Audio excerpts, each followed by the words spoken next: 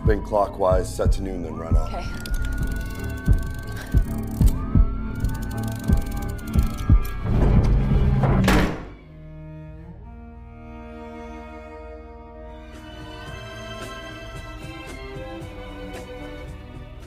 Film ini diawali dengan pertemuan dua orang kakak adik di sebuah restoran dan mereka adalah Sydney dan Joseph.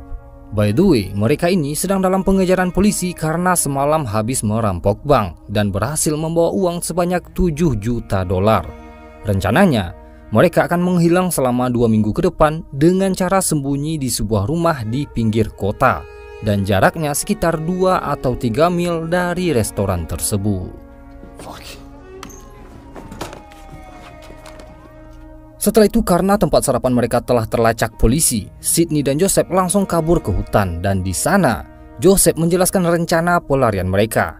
Jadi Joseph ini mendapatkan sebuah buku dari seorang wanita kenalannya dan wanita tersebut memiliki sebuah rumah yang di dalamnya terdapat sebuah pintu lorong waktu yang bisa membawa mereka ke masa lalu. Jadi setelah melewati 2 minggu bersembunyi di pintu ajaib tersebut, mereka akan kembali lagi ke hari sebelumnya alias masa depan sebelum terjadi perampokan. Jadi semuanya akan baik-baik saja. It's just this house or bust. Just being nice. Said it was a donation to my cause. Said that we were going to Mars. Would you believe her then? If it happened to her, then yeah. Setelah itu mereka menyusuri sebuah ladang jagung yang sangat luas. Saat hampir sampai, mereka melihat segerombolan pemuda tengah minum-minum di sana. Karena mereka tahu rumah tersebut kosong, Joseph dan Sydney langsung mengusir para pemuda tersebut dengan senjata mereka. Setelah pemuda itu pergi, mereka langsung mencari pintu kemana saja yang ada dalam rumah tersebut. Saat mereka memeriksa rumah itu, kondisinya benar-benar kosong dan berantakan. Tapi tak tahu apa yang terjadi, Joseph selalu melihat ke arah jam. Mereka lanjut mencari, tapi tanda-tanda pintu lorong waktu masih belum ketemu.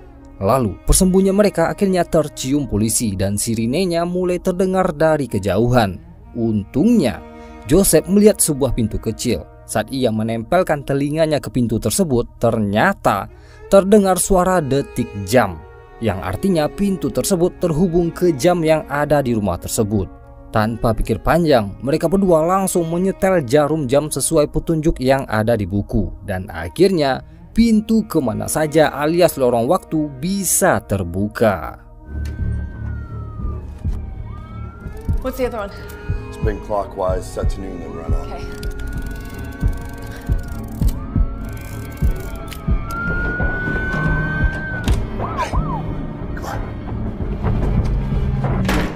Saat berada dalam pintu tersebut, mereka tak sekonyong-konyong pindah ke dunia lain, melainkan masih berada di rumah tersebut. Dan suara polisi mulai terdengar sedang menggeledah rumah itu.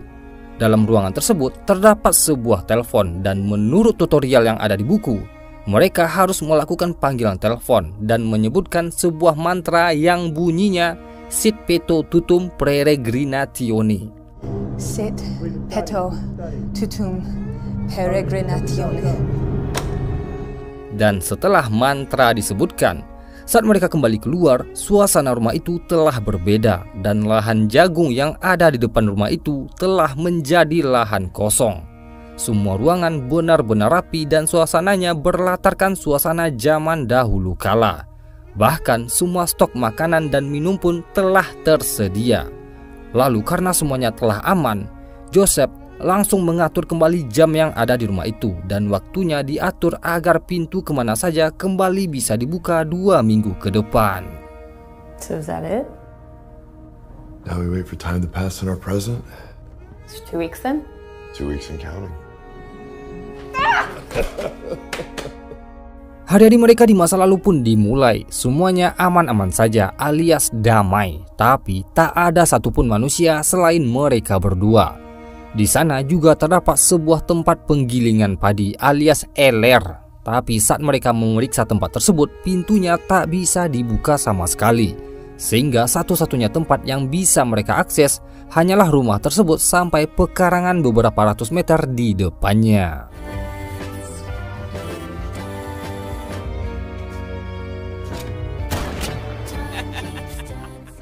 Sebelum lanjut ke ceritanya, by the way, Sydney ini punya seorang anak berusia 6 tahun dan ia bernama Steph atau Stephanie. Sekarang anaknya itu sedang dititipkan pada seorang babysitter.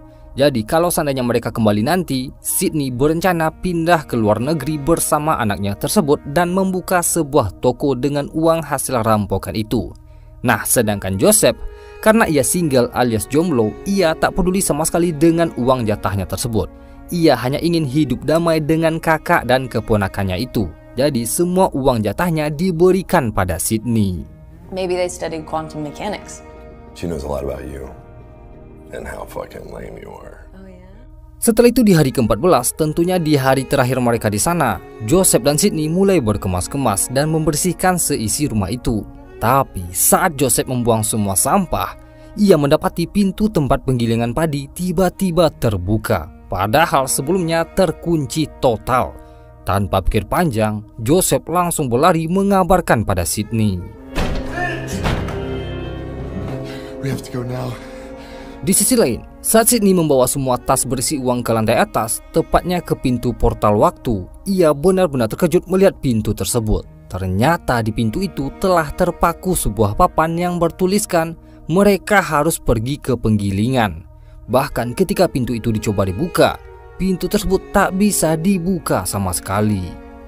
Setelah itu Joseph dan Sydney langsung berlari menuju tempat penggilingan. Saat mereka menyusuri bangunan itu, ternyata terdapat sebuah ruang bawah tanah dan isinya sebuah gereja kecil yang penuh dengan bangku-bangku gereja yang tersusun. Lalu semakin mereka melihat ke dalam, ternyata terdapat sebuah tengkorak manusia.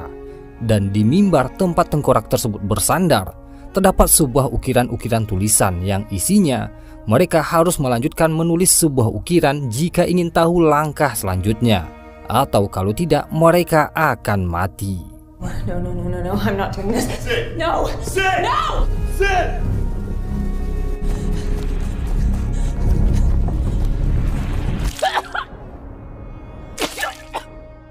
Tak terima mengetahui semua itu, Sydney langsung berlari histeris. Ia mencoba secara manual meninggalkan rumah tersebut.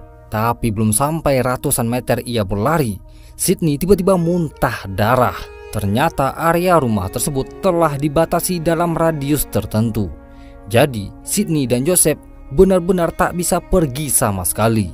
Untungnya Joseph langsung menemukan tubuhnya Sydney dan ia pun langsung dibawa ke rumah. Setelah itu mereka berdua mulai membahas apa yang terjadi dan ternyata di tengkorak yang mereka temukan di gereja, tengkorak tersebut mengenakan sebuah jam dan jam itu adalah milik wanita yang meminjamkan rumah tersebut pada Joseph.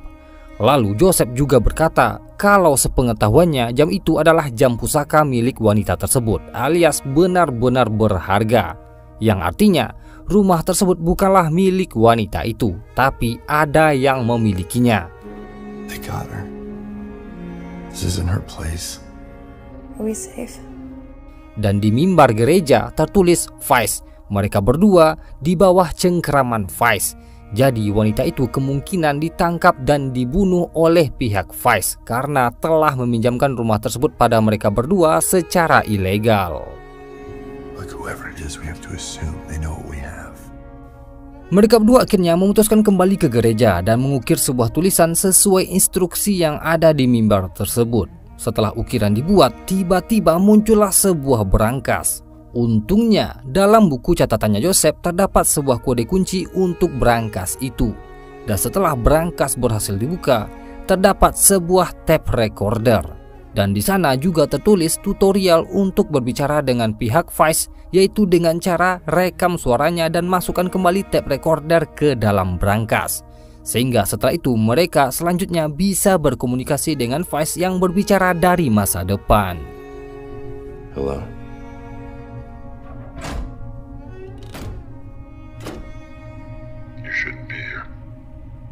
Saat recorder tersebut diputar, pihak Vice pun bertanya kenapa mereka berdua bisa ada di sana, dan Joseph pun menjawab kalau mereka hanya mampir. Lalu ketika si operator Vice ini bertanya apakah mereka bersembunyi dengan semua uang rampokan, Sydney langsung mengambil alih recorder dan bertanya apakah mereka ingin dapat jatah. Ternyata tidak. Pihak Vice ingin menghapus mereka alias menghilangkan mereka selamanya karena mereka telah nekat masuk ke rumah itu tanpa izin alias ilegal. Lalu, karena mereka masih belum dihapus, Joseph pun bertanya kenapa sampai sekarang mereka berdua masih belum dihapus. Jadi apa maunya Vice? Dan operator tersebut akhirnya berkata kalau ada seseorang yang lain yang nekat masuk secara ilegal. Dan jika mereka berdua ingin kembali ke masa depan, mereka harus membunuh pendatang gelap tersebut. Then be direct. Do you want to cut or not? No, we want to wipe you. What do you need from us that you can't do yourselves? Someone is coming. An unwelcome visitor. We cannot track them, we cannot stop them, and because we do not know them, we cannot wipe them. Setelah mengetahui semua itu, mereka terpaksa harus bersiap menunggu kedatangan si pendatang gelap.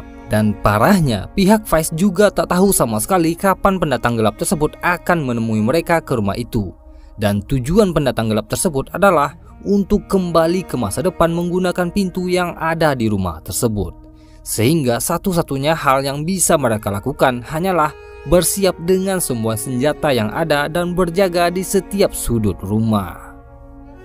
Hari dan bulan pun berganti. Mereka menunggu mulai dari musim semi, musim kemarau, musim panas sampai musim salju. Tapi si pendatang gelap masih tak kunjung muncul.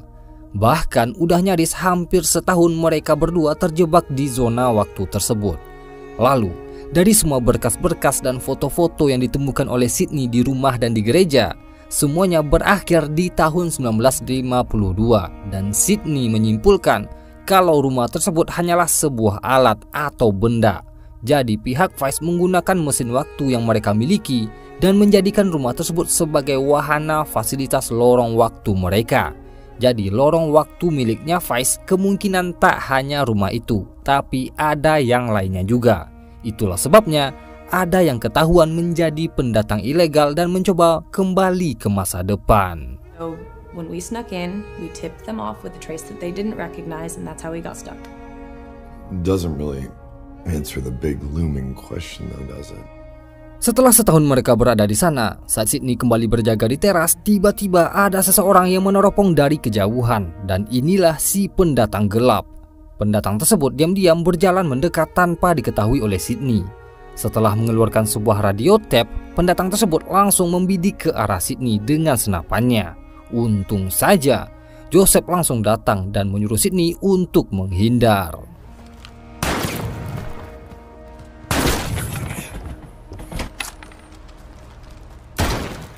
Untungnya Sydney dan Joseph berhasil menyelamatkan diri ke dalam rumah dan mereka berdua mulai membagi tugas. Sydney berjaga di lantai atas sedangkan Joseph di lantai bawah. Lalu saat Joseph mengendap-endap berjaga di teras, tiba-tiba si pendatang udah berada di belakangnya. Joseph mencoba melepaskan tembakan tapi sayang gerakannya kalah cepat.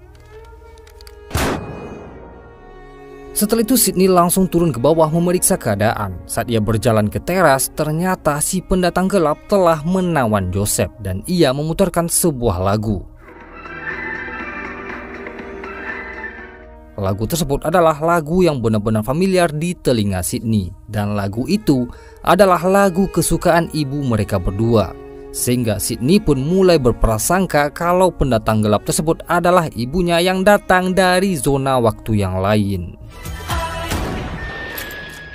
Sydney langsung melepaskan tembakan pada si pendatang gelap, tapi sayang tembakannya selalu meleset. Bahkan Sydney yang harus terkena tembakan di bagian lengannya.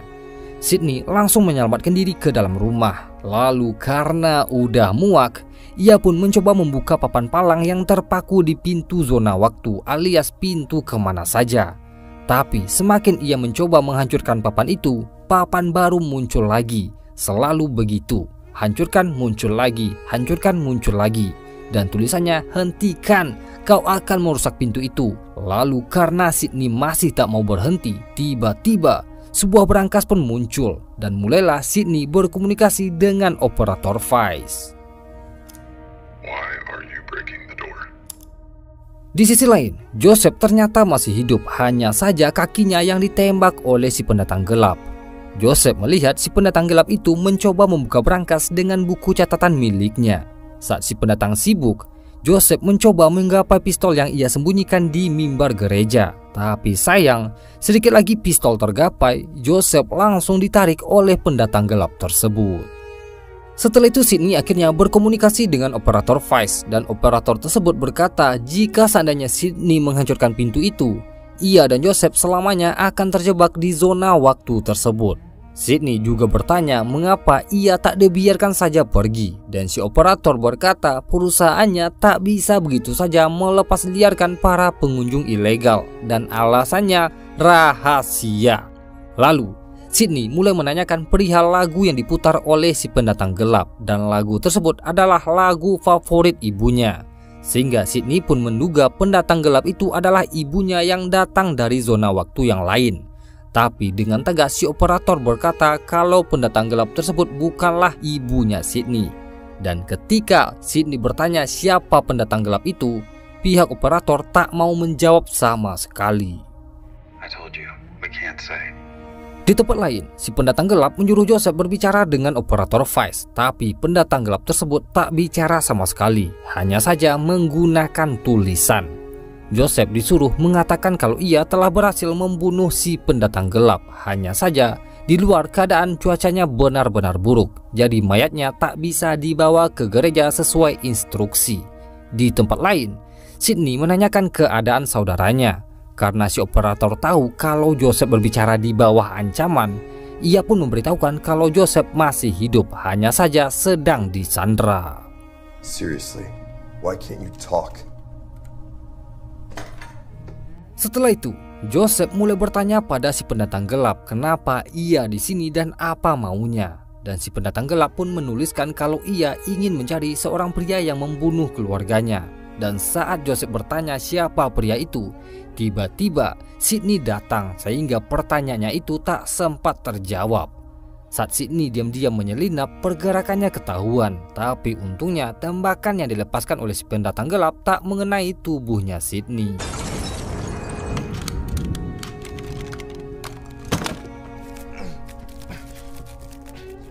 Setelah si pengunjung melepaskan tembakan, ternyata senapannya macet sehingga ia pun memutuskan berlari kabur ke rumah, sehingga terjadilah aksi kejar-kejaran antara Sydney dan pendatang gelap tersebut. Di sisi lain, Joseph akhirnya berhasil melepaskan ikatannya menggunakan sebuah paku. Ia pun langsung mengambil pistol yang ada di mimbar dan bergerak menyusul Sydney.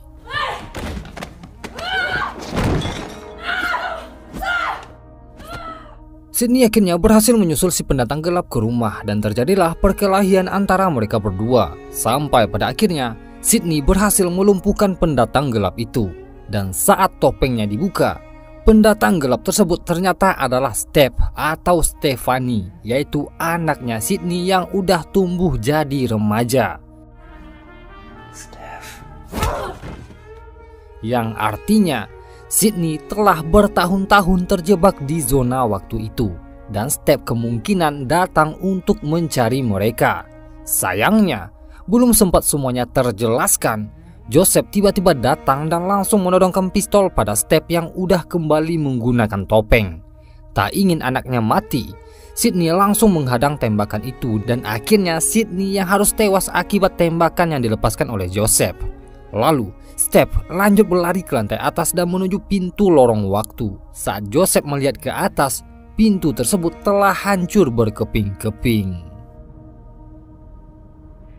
Are you hurt? What about my sister? Setelah itu Joseph kembali menghubungi operator dan menceritakan semua yang terjadi, alias ia udah gagal membunuh si pendatang gelap.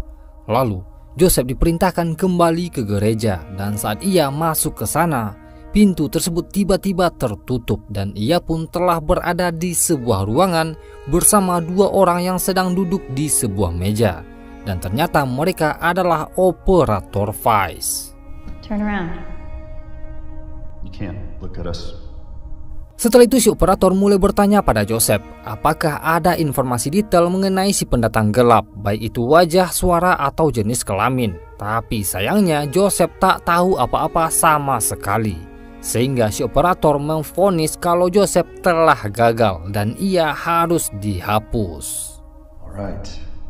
We are going to wipe you now. What? Look away, please.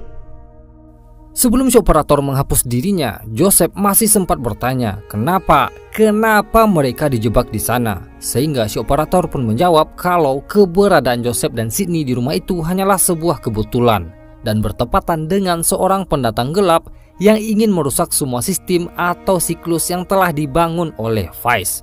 Lalu, untuk semua pertanyaan detail, si operator tak bisa lagi menjawab karena di atas mereka masih ada bos. Dan di atas bos masih ada bos yang lain, sehingga tak semua pertanyaan bisa mereka jawab. Wait. She can't just die. You just have to give me another chance.